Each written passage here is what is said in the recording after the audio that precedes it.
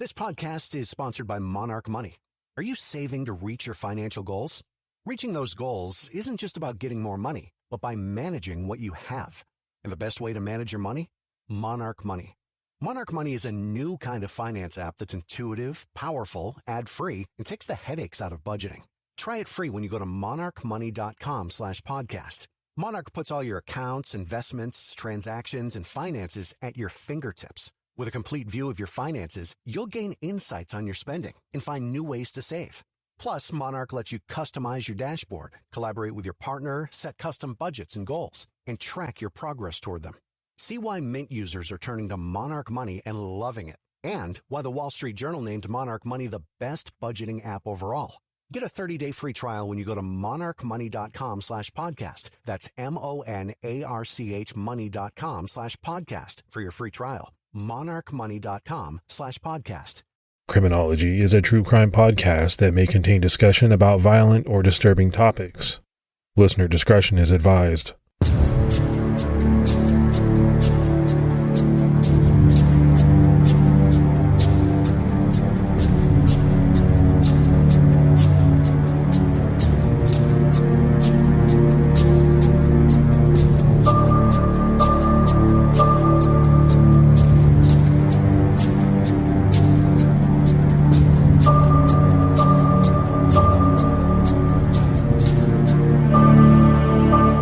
I'd like to welcome everyone to episode 80 of the Criminology podcast. I'm Mike Ferguson. And this is Mike Morford. Mr. Morford, how are you? I'm doing good. How about you? I'm doing great, man. I was just thinking about episode 80. Seems like a big number. Yeah, the time really flies by. You start knocking these episodes out, and before you know it, you're approaching 100. Well, when you get to the point where you're doing one every week, it does go very quickly. There's no doubt about it. Morf, a lot of people have reached out to me about, me talking on the podcast about sending my daughter off to college and being sad about it and things like that. And I've got a lot of really good support. A lot of parents that have said, we took our son or daughter to college this year as well. How tough it was. It gets easier. Keep your chin up. So I appreciate all that stuff. I mean, I sit here and talk about it full well, knowing that I'm not the only one going through it. Parents go through it. A lot of parents are going through it right now, but it is happening to me and I'm the one talking. So I guess that's why sometimes on the podcast, I end up talking about, and so do you, what we're going through right now, because it's happening. Yeah, I think a lot of people out there listening, like you mentioned, can relate to it. And this is the time of year, though. The kids are back in school. Your daughter's off at college. You can get a lot of work done if we want to, which is what I've been doing. I don't know what you've been doing. Maybe you've been riding the motorcycle a little bit here and there, but I've been trying to get some extra work done. Yeah, definitely getting work done, but riding the motorcycle as well. And my daughter is about 40 minutes away, so it's not that far. She came home last weekend for, to spend time with us, but I can ride the motorcycle down, say hi to her, see her for 5 minutes, and then ride back. It's kind of like a twofer for me, right? I get to ride the bike, but also get to see her for just a little bit, and it's a good day. Yeah, you got to get that motorcycle riding in before winter gets here. Oh, man, it's coming quick, and I'm not looking forward to it. So we had a lot of good reception, Morph, on Terry Nero. It was a different type of episode for us because there was no murder. But I think a lot of people found Terry Nero to be a badass. A guy that got shot in the face and battled, continues to battle, and is searching for the person or persons behind the attempt on his life. Yeah, I think anytime you can hear from the person themselves, it just adds something to the story. It makes it a little bit more real. Yeah, I agree. And I think a lot of people took strength or found strength in what Terry had to say. We had some new Patreon supporters, so we love that. Let's give some shout outs. We had Laura Amador, Latheris, Jamie Silva, Emily Burning, Jeff Kirkhuff, Dina Shoup, and Kelsey Eitner jumped out at their highest level. So appreciate all of that new support. Thanks to everybody for all of that great Patreon support. We can't thank you enough. And if anyone out there is thinking about supporting the show through Patreon, we'd really appreciate it. You can do so by visiting patreon.com/criminology. And Morf, I still get a lot of questions, emails. I know you do as well.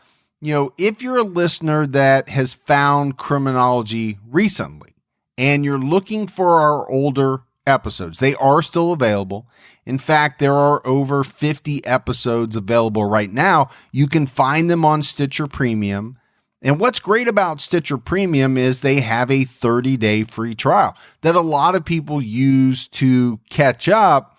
Now, they may continue to use Stitcher Premium because there are a lot of great podcasts and everything is ad-free. But the 30-day trial, you know, that you can use that to listen to the full season of Zodiac, the full season of The Golden State Killer, Morph, which, you know, for you and I was one of our favorites to do.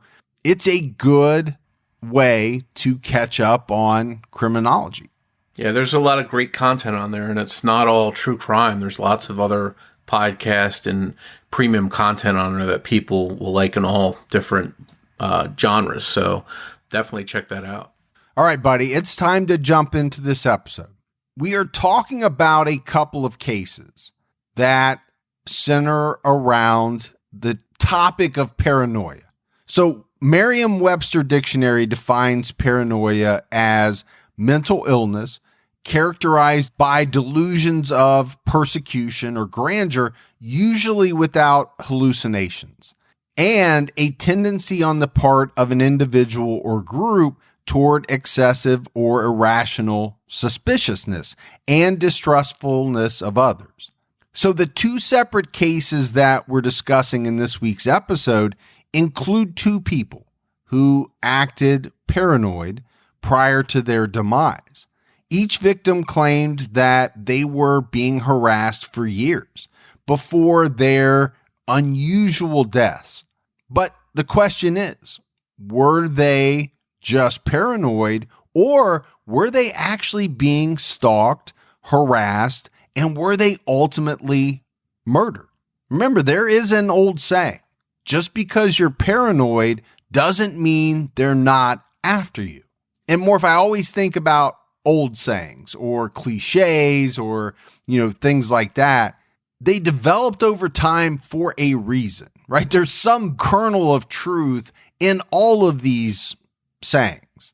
And I think this is one that kind of proves that out, right? A lot of people think, oh, that person's just being paranoid. Well, maybe they are, but it also doesn't mean for sure that someone's not out to get you. Our first case takes us to the Vancouver, British Columbia area, and this is a pretty famous case. Morph, it's a case that's talked about in a lot of true crime circles. It's the case of Cindy James. Cynthia Elizabeth Hack was born in Oliver, British Columbia on June 12, 1944. Her father, Otto Hack, was an Air Force colonel, and her mother, Matilda Tilly Hack, was a homemaker. Cindy had 5 siblings, 3 brothers and 2 sisters, and she was the oldest daughter of Otto and Tilly.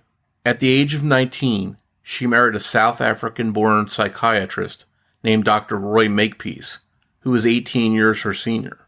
Cindy studied at and graduated from Vancouver Hospital's nursing school in 1966, and she worked for several years as the coordinator of Blenheim House in Vancouver, a school for special needs children. Later, she worked as a registered nurse at Richmond General Hospital. In July of 1982, Cindy decided to end her marriage to Roy Makepeace. And when she did, her life was never the same again. 4 months later, Cindy started getting threatening phone calls, and she told her parents about them. She said that she didn't recognize the voice, but sometimes it would be just a whisper, or the sound would change, and sometimes there was just silence on the other end. This unnerved Cindy to a degree that forced her to go to the police to report these calls.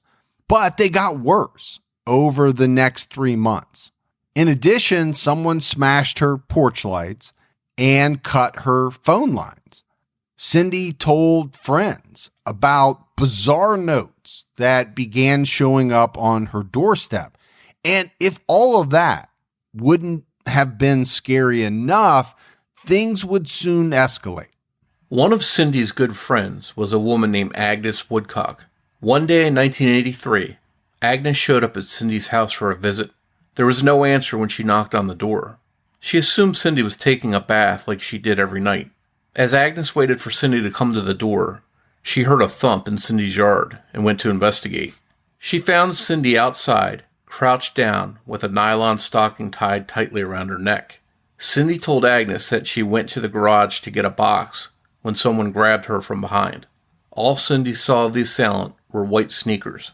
After this incident, the harassment got so bad that Cindy did everything she could to get away from it. She moved to a new home and legally changed her name from Makepeace to James in 1986. She even painted her car. But nothing worked, and the harassment continued. Cindy hired private investigator Ozzy Caban to find out who was behind the incidents. Ozzy gave Cindy a two-way radio so that he could stay in touch with her at all times. One night, not long after he had given Cindy this radio, Ozzy heard strange noises coming from it. So he raced to Cindy's house. When Ozzy got there, he found that Cindy's house was locked. So he went around the home, peering into windows, trying to see if he could get a glimpse of Cindy. And through one of these windows, Ozzy spotted Cindy lying on the floor, and it looked to him as though she was dead. He kicked in the door and ran to Cindy. He found a note pinned with a paring knife through her hand. Ozzy immediately called 911. A couple of minutes later, Cindy came to and told him that she saw a man walking through her gate. The next thing she remembered was being hit on the side of her head with a hard wooden object. She also said she remembered being held down and a needle going into her arm. In another incident, Cindy was found dazed and semi-conscious lying in a ditch several miles from her home. She had cuts and bruises all over her body. A black nylon stocking was tied tightly around her neck, and she was suffering from hypothermia. She was also wearing a man's work boot and glove. Cindy had no memory whatsoever of what had happened to her. These frightening incidents were starting to happen more and more frequently, and Cindy was trying to figure out who was responsible. It was frustrating for her, and her friends saw the toll that it was taking on Cindy. Cindy's friend Agnes and Agnes's husband Tom started staying over at Cindy's house. One night in April 1986, while Agnes and Tom were staying over, Cindy heard a noise coming from downstairs, and she ran to get Tom. He also heard the noise, which he later described as a loud thump. And when all three of them went downstairs to investigate, they found the basement in flames. Agnes ran to the phone to call for help, but she found that the line was dead. So Tom went outside to find some help. He needed to find someone to call the fire department. Once outside, Tom saw a man standing on the curb, and he asked this guy to call the fire department. But the man took off running down the street. So Tom got to a neighbor's house and asked them to call the fire department. Police once again were called to Cindy's house to investigate. They suspected that Cindy staged the incident after determining that the fire started from inside the home. Police investigated to see if someone had climbed into the basement through the window to set the fire, but no fingerprints were found on the windowsill. After the fire, Cindy continued to be tormented. Dead cats showed up in Cindy's yard on at least 4 occasions. They had all been choked to death and had threatening notes attached to them, warning Cindy not to go to police and to keep quiet. This torment went on for months and even years. One night, in April 1989, Cindy's mom Tilly was staying with Cindy when one of the home's windows was smashed, setting off the burglar alarm. By the time Tilly jumped up to investigate, there was no sign of anyone or anything out of the ordinary. So, Morph, I think it's pretty easy to see, right, from what we've talked about so far, this is a lot of things that are happening to Cindy in a relatively short period of time. But when you talk about the fire in particular, you really get the sense from the research that as police began to investigate, their theory was that, okay, if someone from the outside entered the home, most likely they would have come through the basement window. Well, to do that, it's almost impossible, right? To shimmy down into the basement without leaving some kind of, I don't even have to say fingerprints, right? Just disturbing dust or some type of marks. They didn't find any. Now, that doesn't mean that somebody couldn't have come in to the house another way, but I think what it shows is that from a pretty early stage in this whole thing, police had been out to Cindy's house a number of times. They started to not believe her. And I think that's the key point to make. Yeah, I think there's a little bit of an aspect of, Chicken Little or something, or The Boy That Cried Wolf. People, they see something so many times and then nothing comes from it, and it sort of shapes their opinion as to what's going on, and they start to doubt everything she's saying. But what's interesting is there are other people with her at times that are experiencing some of the stuff that's happening. After years of Cindy dealing with all of these events, her mental and physical health deteriorated. Her family was extremely worried about her. Her psychiatrist believed Cindy to be suicidal and committed her to the psychiatric ward of a local hospital.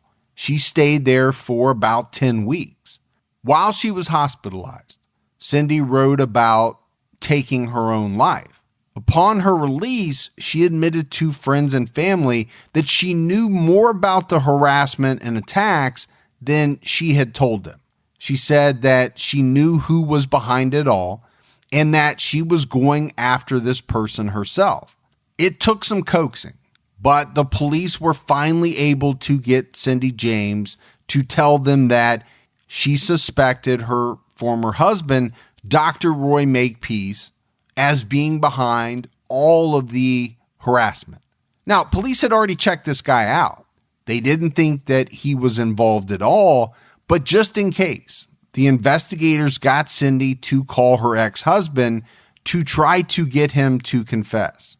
So what they did was they wired her phone to record the call. But when Cindy called him, he denied her accusations.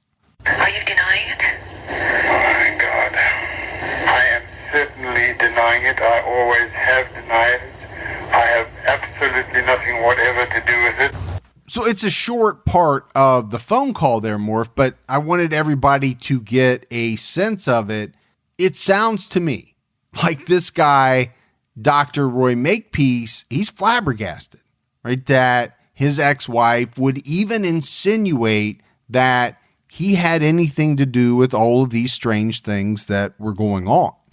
And he categorically denied having anything at all to do with them.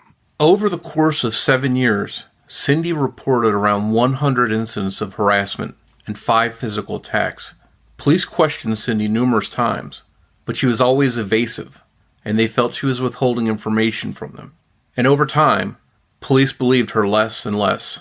But Cindy's parents believed that Cindy was being evasive out of fear.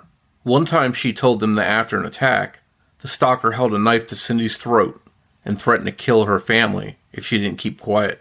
In an effort to verify Cindy's accounts, police even asked Cindy to take a lie detector test on more than one occasion, to which Cindy consented. But each time, the results came back inconclusive. And Morph, I think this is the central theme in this case. Things are happening to Cindy James on a very regular basis. And when I say things, these are scary things that would cause any woman or even any man for that matter to be extremely worried about their own safety. The problem is the police don't believe her. They may have taken it seriously in the beginning, but it happened so many times. And each time that they investigated, they couldn't corroborate what Cindy had said.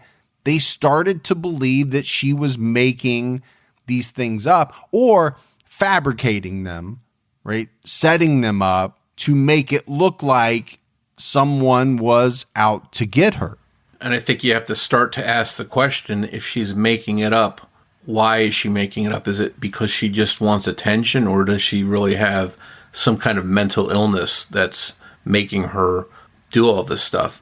But I think either way, it's frightening, because to her, whether it's a real person or whether it's something in her mind, it's something that's real to her and frightening. But I think that's a question.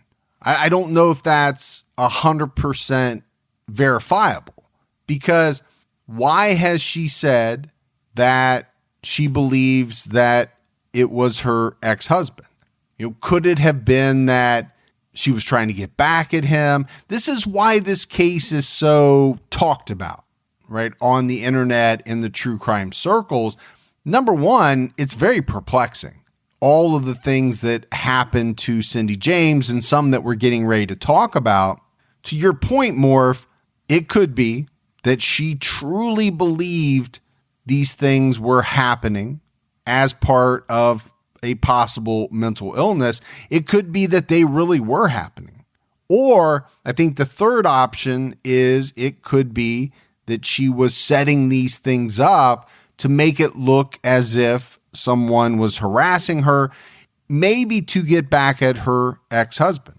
Now, I've made mention to the fact that, police didn't believe her, but it still didn't mean that they weren't looking into all of these things. At one point, they had 24-hour surveillance on Cindy's home for a period of several days. It was said they had 14 police officers involved in the stakeout, but nothing ever happened while police were there. But conveniently, as soon as they were gone, another incident would happen. Now, Cindy's mom, Tilly, has had the theory that Cindy's stalker knew police had surveillance on the house, and that's why nothing ever happened while they were there. So if that's true, then the stalker or the harasser would know when police left, and then they would feel comfortable to resume the stalking. Police also tried tracing some of the threatening phone calls to Cindy, but they were too short. One call was actually recorded on Cindy's answering machine.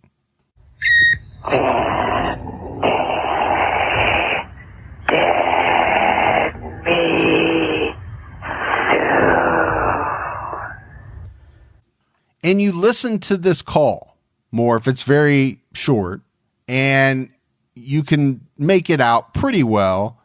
Basically, it is someone saying dead meat soon. I think the controversy over this call that comes up a lot of the time is that many people feel as though this is a woman's voice on the recorded call, and that leads a lot of people to theorize that it was actually Cindy calling her own answering machine to leave a threatening call, potentially disguising her voice, but it does sound a lot like this is a woman's voice to me. And we have to also consider the possibility that if it's a real person, that a woman could be doing all this stuff to Cindy. Yeah, that is an excellent point. We know that it's not just men that harass, that stalk. There are women that do it as well. Maybe there was another woman that had it out for Cindy James for whatever reason. Maybe it was because of the fact that they were jealous about their significant other and Cindy. But I just don't know that anything has ever really come out, Morf, about a specific individual whose significant other, either boyfriend or husband, was involved with Cindy James in some way. I've never seen it. But you're right to bring it up because you can't discount that fact. A lot of times we naturally assume that a killer, a stalker, a harasser is male. And let's be honest, the statistics bear that out in the majority of the time, but it doesn't mean that women don't do some of these same things. But that central theme keeps popping up, right? Police are hearing Cindy's accounts of being attacked and harassed. They're obviously suspicious. And I think for the most part, the police believe that she was making these things up. The other thing that seemed very odd to police was that Cindy walked her dog late at night. This was something that she had done for, quite some time. It's something that she didn't stop doing once the attacks and the harassment started. So the question became, if someone was stalking Cindy, if someone was targeting her, why would she go out late at night, I think sometimes even in the early morning hours, and walk her dog by herself? I can see why the police would be skeptical when you have all of these attacks and all of these things going on. If that kind of stuff was happening to me, I wouldn't be going out late at night in the dark. So I find it odd that Cindy had no problem doing that. So I can see why they would think that something's off and be suspicious of her. Yeah, I think when you look at it, it's not just one thing, right? It's a series of things that look very suspicious that ultimately end up in, I believe, the police not believing what Cindy is telling them. And I will say this, Morf, it does seem suspicious, right, from the facts that we've laid out. And if Cindy really was putting on some type of an elaborate show, I'll call it that, then that mistrust by the police would be well-founded. But if she wasn't, that's where you get into the area of, okay, it's pretty sad, right, for the police not to believe her. I also wonder what type of ramifications that would have in other cases of harassment and stalking where, maybe this police department in particular, having gone through this issue with Cindy James, would look at another woman's claims and possibly discount them. I don't know if it would happen. It's just something that popped into my head. Yeah, to have a victim come forward after they've experienced all this with Cindy James, that could possibly lead the police to put less effort into that investigation, which it would be sad. But you have to look at it from, I think, their standpoint. 100 incidents, 5 attacks over all these years, and there's never any physical evidence and nothing that leads them to a person that they think is responsible. So you can understand their frustration. But at the same time, if this is a real person doing this, how scary is that to have someone that dedicated to doing all of this to Cindy for that long and going through these lengths to keep this up? No, yeah, and don't get me wrong. I mean, I'm not bagging on the police. When you look at all of the facts in totality, it does seem as though it would be very tough for them to believe all of these things were happening.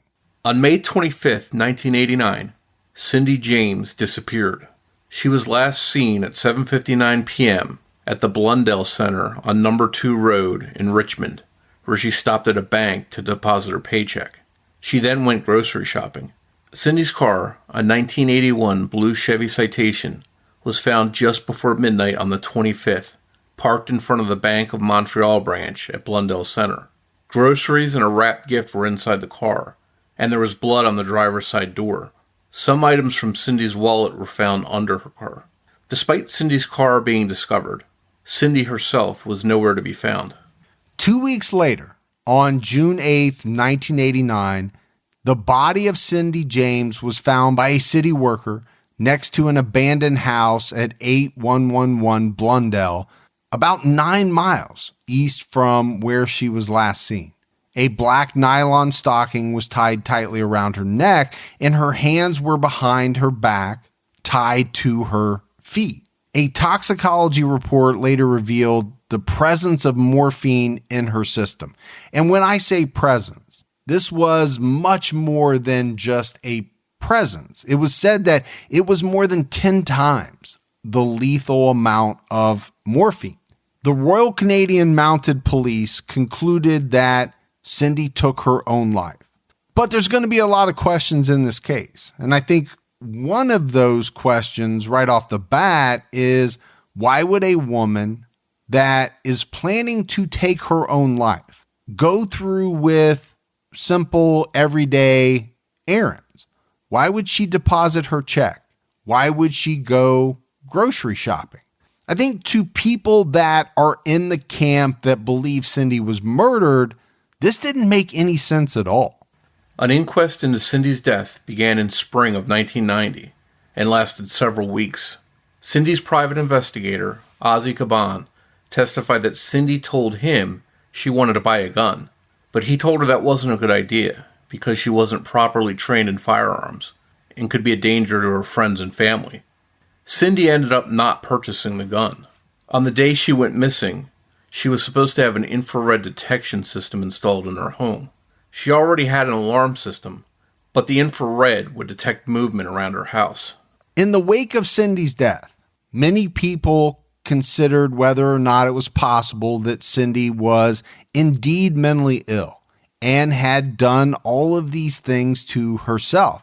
This included her family. Cindy's father, Otto Hack, talked about some childhood trauma that Cindy endured that may have contributed to her mental health issues. One in particular occurred when she was 7 years old. Cindy had scarlet fever while her parents were out of town. Cindy and her sisters were staying with the wife of an Air Force lieutenant colonel at Sea Island Base. At one point, Cindy's temperature got so high that she became delirious. She was hospitalized and quarantined for about a week. Her parents, Otto and Tilly, received the call about 10 days after Cindy became sick. But the critical period was over, so they didn't return home until a few days later. They wondered if this illness somehow may have contributed to some mental issues. Otto also testified that he ruled his home with an iron fist, and Cindy felt that he treated her more like one of his subordinates than his daughter. Otto said that while they did not have a great relationship, they had come to understand each other as friends and equals.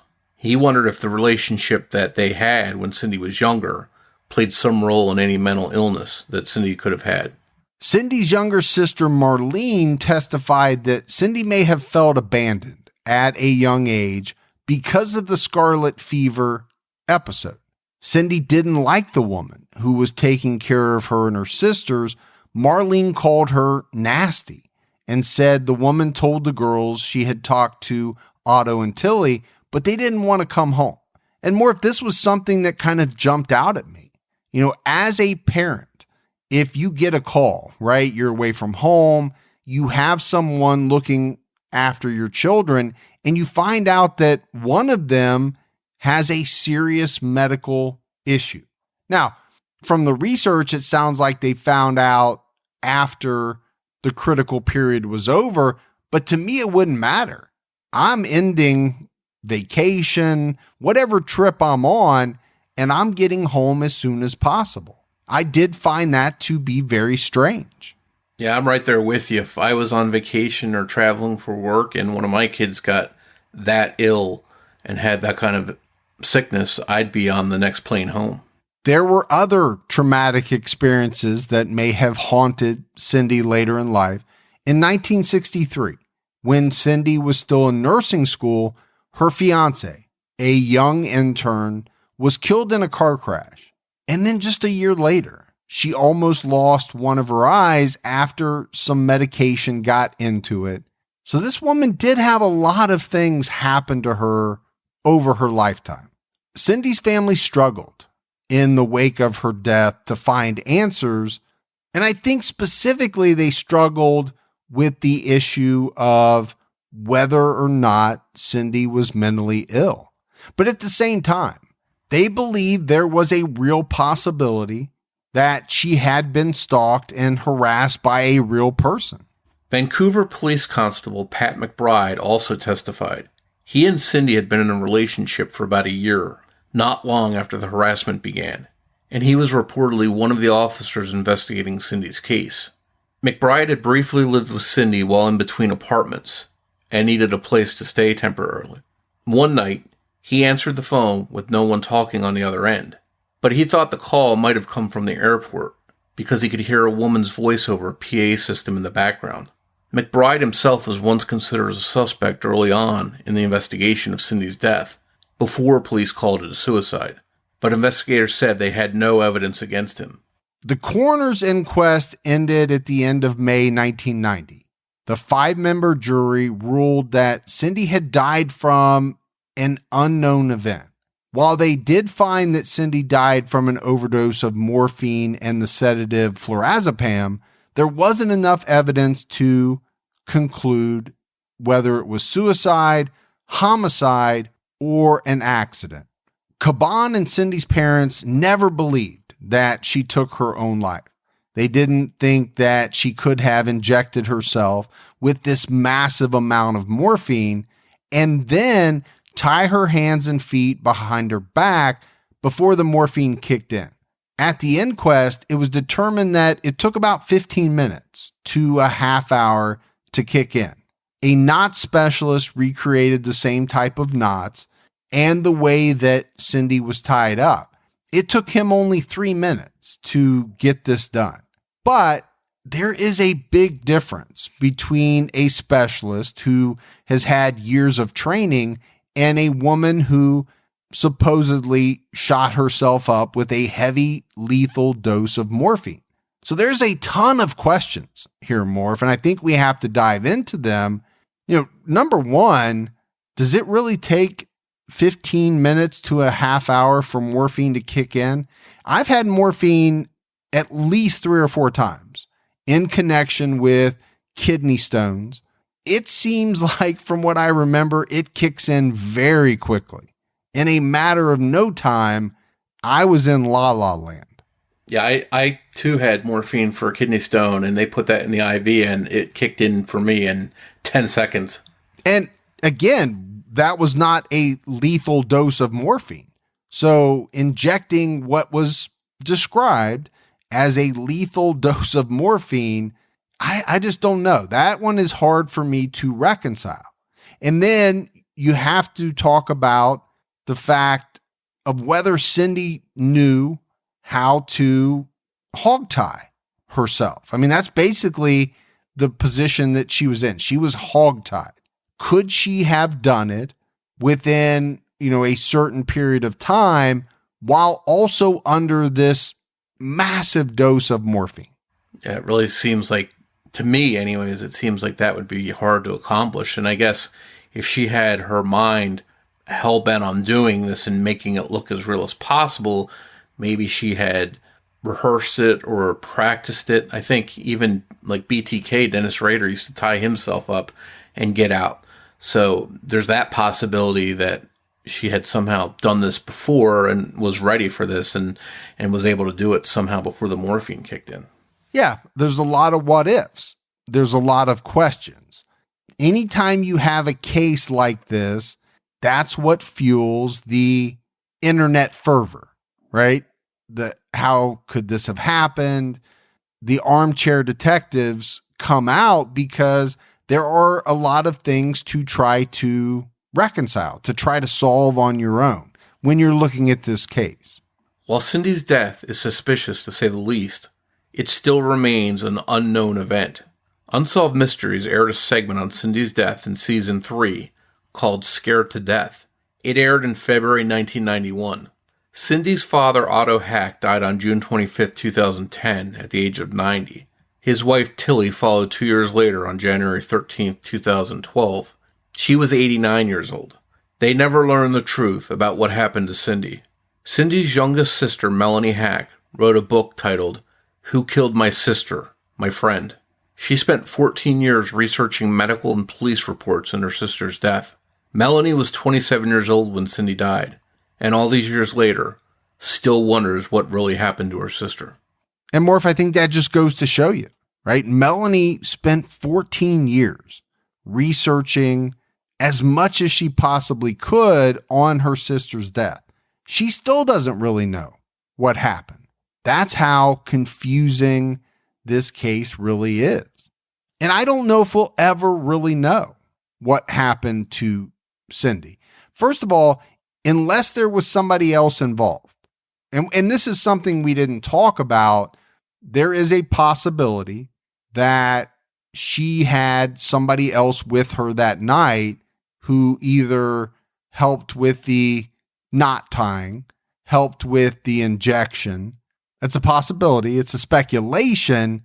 Unless that person comes forward and says, this is what really happened, I don't think we'll ever know. Because if Cindy did all of this on her own, she can never tell. Now, if somebody murdered her and set it up to look like this, it's a possibility that that could come out. But I think, Morf, that's not the consensus, right? When you research this case, when you read statements from police, I think most people lean towards the idea that Cindy set this up and either wanted to die or this was something that went horribly wrong and she died. And I think there is a possibility that this was one more attempt by her to set something up to look like another attack, just to add to all of the things that happened to her. And maybe it did go too far and she died accidentally. And I think what's really sad is that whether this person that terrorized her was real or imagined, those years had to be pure hell for Cindy, because she was either really experiencing them or she believed she was. And I couldn't imagine living your life like that. No, I agree with you if one of those two things is true, right? Either this was a real person who was targeting her, or she believed in her mind that somebody was. But there's a third possibility. We may have already mentioned it, but there is a distinct possibility that she didn't believe any of this, but was setting it up to make others believe that it was happening to her. The thing is, we just don't know, right? We can lay out the facts. We can lay out some possibilities. That's really all we can do. Yeah, I think that's what's so frustrating about her case. So that's it for the case of Cindy James. Our next case takes us to Fresno, California. Fresno is the fifth largest city in the state. And although this case is not as well known in true crime circles as the case of Cindy James, it's every bit as bizarre. Fresno has a population of over 500,000 residents, and it sits between Sacramento and Los Angeles in Fresno County. It was founded by the Central Pacific Railroad Company in 1872 and has annual sales of over $3 billion in agriculture production. Now, while Fresno may mostly be known for its agriculture, some people believe it has one of the most corrupt police departments in the United States. They don't have a great track record. They've had several police chiefs abuse their power for money and or drugs. Chief Ray Wallace was sentenced to prison in 1950 for amassing more than 1,700 acres of land while in office. That's a good gig if you can get away with it. He did not. From the 50s into the 1970s, Chief Hank Morton, who was a former truck driver, controlled the area's brothels and married one of Fresno's top madams. His long reign as police chief made him one of the most powerful men in the county. In 2001, Jerry Dyer became police chief and remains so today. In Dyer's 18 years as police chief, allegations of racism, sexual assault, harassment, and intimidation of Fresno residents had become an almost constant presence with the police department. Several police officers have been charged with rape, drugs, prostitution, and money laundering. One of the most bizarre stories against Fresno PD came from a man named John Lang, who claimed Fresno law enforcement was corrupt. John Lang resided at 648 North Van Ness Avenue in Fresno. He worked at Payless Tires and Brakes on Blackstone Avenue. John and his wife, Alma, divorced in 2011. The couple had a daughter. John was a local activist who often posted on different websites, including Fresno's local newspaper, the Fresno Bee, and the Facebook group for the website, Fresno People's Media. John claimed he was constantly harassed by members of Fresno law enforcement over a period of several years starting in 2009. At that time, he uncovered illegal activity within Fresno law enforcement. He told a man named Mac McCauley that Fresno PD were running a license plate scanning scam. This scam involved local police officers who would scan license plates of vehicles in parking lots of retail stores in low-income neighborhoods. Then, according to John, after collecting hits of violations, they would pull the unsuspecting drivers over a few blocks away from the stores in a marked police car, telling the drivers they simply came across their vehicles while patrolling. John said the motivation for doing this was money. John also claimed that an employee at the Fresno Bee was sharing chat log data with a sheriff sergeant of anyone who was critical of local government and law enforcement. Then police would track their IP address and harass and stalk these individuals. This included John Lang himself. John believed that Fresno law enforcement put a GPS tracker on his car and that they bugged his phones. According to him, they always knew where to find him and often followed him throughout the city. In 2015, John filed a police harassment complaint with the Fresno Police Department Internal Affairs Division.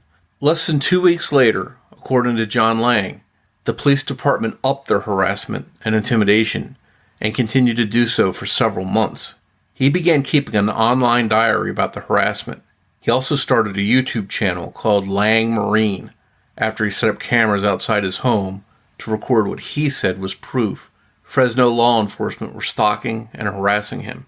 In all, he uploaded 17 videos to YouTube between early 2015 and January 2016. While most of the videos appear harmless, there are a few interesting ones that make you wonder if John was right. In one video uploaded May 14th, 2015, several police officers in both marked and unmarked police cars park across the street from John's house, get out of their vehicles, and start chit-chatting with one another. They're there for over 5 minutes, and then they get back into their cars and leave. There seems to be no real purpose to doing this, but John believed that it was simply done to intimidate him. In another video, a man dressed in plain clothes is seen walking from the south on the sidewalk in front of John's house. He stops when he gets to John's house and turns to look directly at it. He then turns around and walks south again. It looks like he's texting on a cell phone. As he walks south, he stops and chats for a brief moment with a guy walking his bicycle. As this is going on, a woman with a baby stroller crosses the street towards them. The man in plain clothes then continues walking south while it appears he's texting on the cell phone again, before putting it in his pants pocket. He then briefly passes a parked black Toyota sedan, turns around, gets into the car, and drives off. Again, there seems to be no real purpose here, but it's interesting to say the least. In a third video, and perhaps this is the most compelling video of all, a dark minivan parked across the street. A guy wearing a hat and blue puffer coat opens the side door. He's holding a large device that looks like a camera and is aiming the device at John's house. John thought it may have been a thermal imaging device. The driver has a cell phone in his hand and he's talking to someone on speaker. The guy with the device occasionally turns his head towards the driver as if he's waiting instruction. This lasts for a few seconds before the guy in the hat shuts the van door. The men continue sitting in the parked van, and the driver is still talking to someone on his cell phone. There may have been a third man in the front passenger seat, or it could be the guy with the device without his hat. The whole video is only 1 minute and 38 seconds long, but there are a ton of questions. What is this device? Who were these men? And what were they doing in front of John's house? And if anyone wants to watch these videos, they're very bizarre and they are available on YouTube. Just go to YouTube and search John Lang, Fresno, and you can see some of these videos and try and decide for yourself what's going on. After collecting all of this video, John also took to Facebook and Twitter and posted several times about the alleged harassment. It was clear he felt something bad was going to happen to him. In a January 14th, 2016 Facebook post, John wrote, "Just wanted to give you guys a heads up. If anything happens to me in the next day or two, it will be the result of the Fresno PD, my neighbor, and an employee at my job, Payless Brakes and Tires on Blackstone." 4 days later, John Lang was dead. On January 20th, 2016, the Fresno Fire Department responded to a house fire at 648 Ness Avenue. This was John Lang's home. Inside, firefighters found John lying on the floor in the back of the home. He had been stabbed multiple times and was pronounced dead a short time later at Fresno Community Regional Medical Center. Lieutenant Joe Gomez, the police department's public information officer, told the media that John had been stabbed multiple times in the abdomen and the back, and his house set on fire.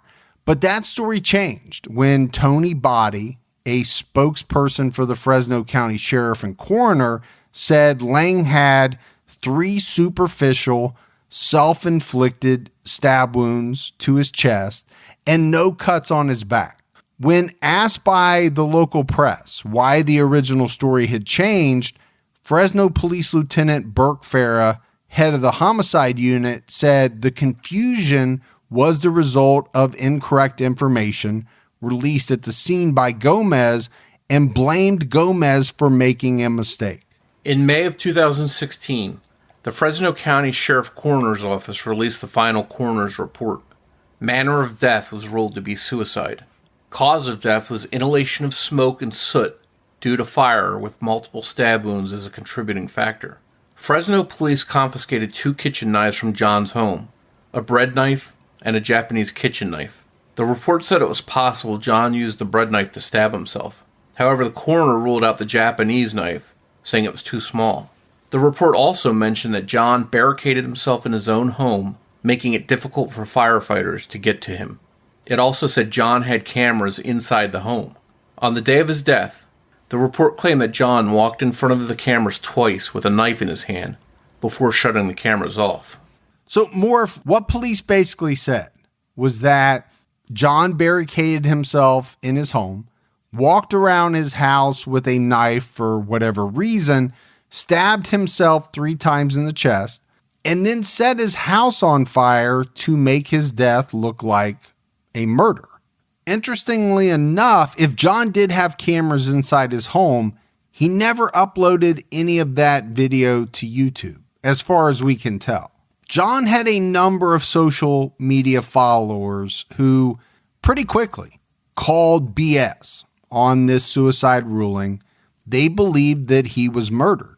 Now, there are other people that believe he was paranoid, he was delusional, and he took his own life. And Morf, I think what makes this case so interesting are the videos uploaded by John Lang. And they're on YouTube. You can still watch them today.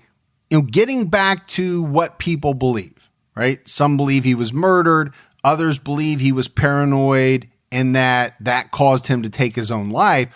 When you look at the videos, I don't know that they prove anything, but they're very strange. There's no doubt about it, to have, a number of people essentially kind of stopping by your house, doing strange things in front of your house.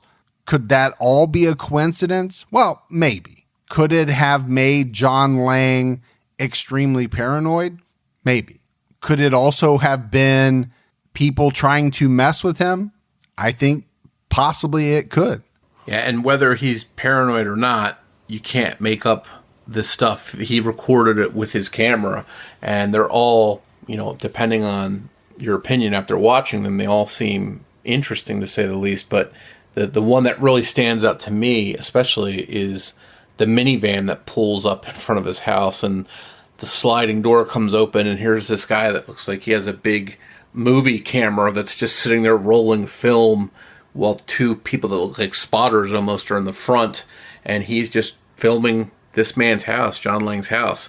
And it's just very bizarre. I don't know why that would happen in normal everyday life, but for some reason that appears to be what happened here. So you can imagine how something like that would really mess with John Lang's psyche. Well, I think of all the videos, for sure, that is the one that you would look at and say, there's no doubt that was someone aiming something at John's house. That wasn't a coincidence. That wasn't a utility worker or some other person out doing something and it just happened to look like they were messing with John. That one's pretty clear in the fact that someone was shooting something at John's house, whatever that thing was. And if that was me and I saw that, I'd be a little paranoid. I got to be honest with you.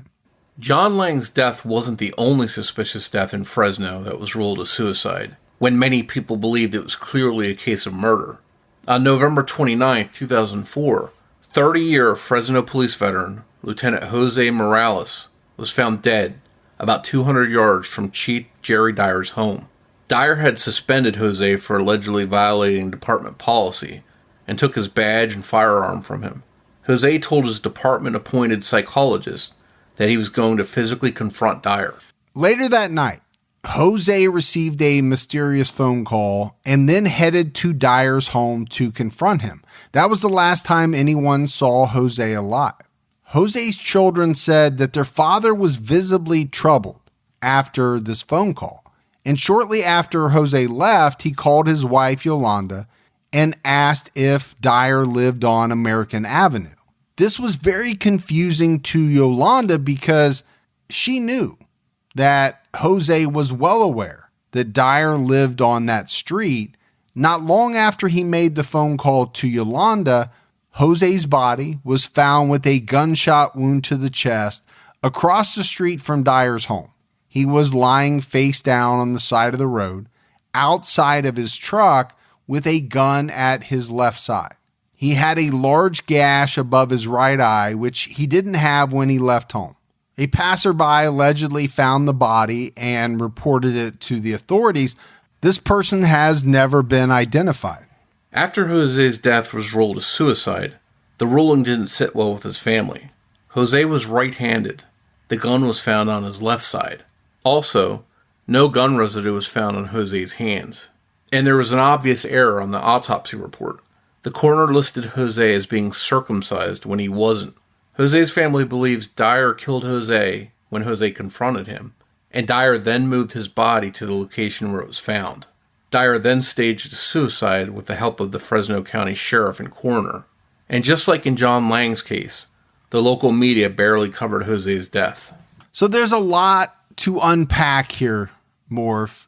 And I think all of these deaths that we're talking about in this episode are strange.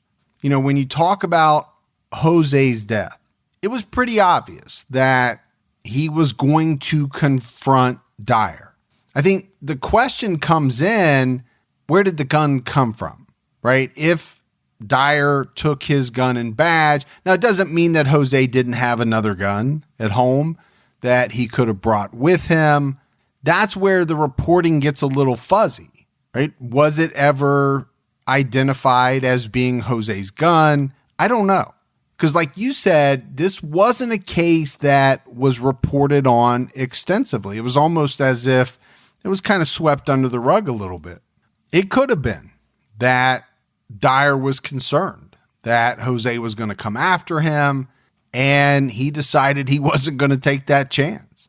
There's a lot of what ifs in this one.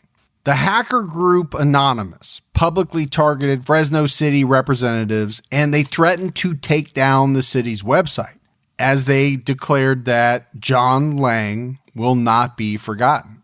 John's online diary was taken down immediately after his death. You won't find a picture of John Lang on the internet. You won't even find an obituary. In a Reddit thread, a user called Osiris, who's from the Fresno area, was able to get a high school picture of John and posted it on the site. But there's not really much information at all on John. It just doesn't exist online. It's almost Morf as if the guy never existed at all. Aside from the YouTube videos that he posted, there's just not that much out there on him. And again, I think it's just a very strange, fascinating case. There's no doubt that John Lang thought he was being targeted by police. I think that's pretty obvious. My assumption is that's the reason he was posting the videos. He was definitely outspoken in his criticism of the police department. But the question I have is, would that be enough for authorities to want John Lang dead? What would they have been so scared about? Was he planning on exposing something that was such a bombshell it would have shaken up the whole system? I don't know.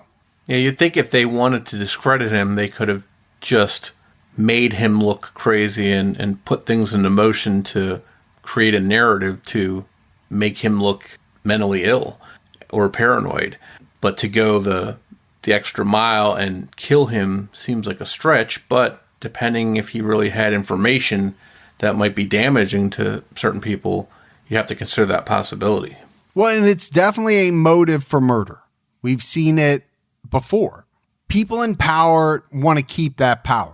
So if there is something out there that could potentially threaten that power, it's not out of the question that they would go to whatever lengths that they felt they needed to make sure that that didn't come to light.